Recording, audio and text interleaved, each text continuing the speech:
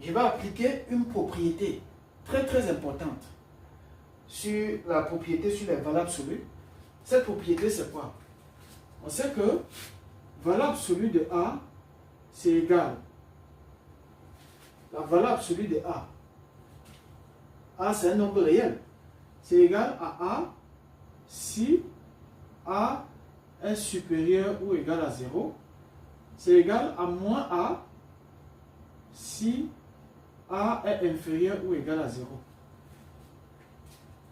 J'ai longtemps récité cette propriété sans jamais la comprendre. Je ne comprenais pas cette propriété. Je ne comprenais pas comment on l'utilisait.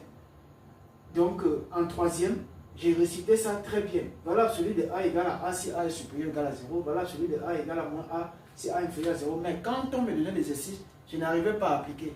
Donc, je vais essayer d'appliquer cette propriété pour que tu comprennes comment ça fonctionne. Je prends le nombre ici. A ici, c'est, voici A. C'est ça qu'on appelle A. Donc, on a A ici. A, c'est égal à quoi? À 2 plus racine de 3. Voilà la valeur de A. Puisque A, c'est le nombre qui est entre les barres. Donc, ici, A, c'est 2 plus racine de 3. Maintenant, qu'est-ce que la propriété dit? La propriété dit que la valeur absolue de A, c'est égal à A. Si A est supérieur à 0. Donc, notre but ici, n'est-ce pas, c'est d'évaluer le signe de A. Voilà en quoi ça consiste. On va examiner le signe de A. 2 plus racine de 3. 2, c'est un nombre positif. Racine de 3, c'est un nombre positif.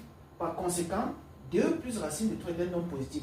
Comme 2 plus racine de 3 est un nombre positif, alors, valeur absolue de 2 plus racine de 3, c'est égal à 2 plus racine de 3. C'est aussi simple que ça. Puisque 2 plus racine de 3 est positif, vous avez 2 qui est positif, racine de 3 qui est positif, ça veut dire que quoi? Ça veut dire que 2 plus racine de 3 est positif. Par conséquent, sa valeur absolue, c'est lui-même. Il est positif. J'espère que c'est bien compris. Maintenant, passons au deuxième cas. Passons au deuxième cas. C'est très intéressant pour le deuxième cas. J'ai valeur absolue de 2 moins pi. Pi, c'est 3,14. Pi, c'est égal à 3, bon, c'est sensiblement, c'est une valeur arrondie, c'est 3,14. Maintenant, on me demande de donner la valeur absolue de 2 moins pi.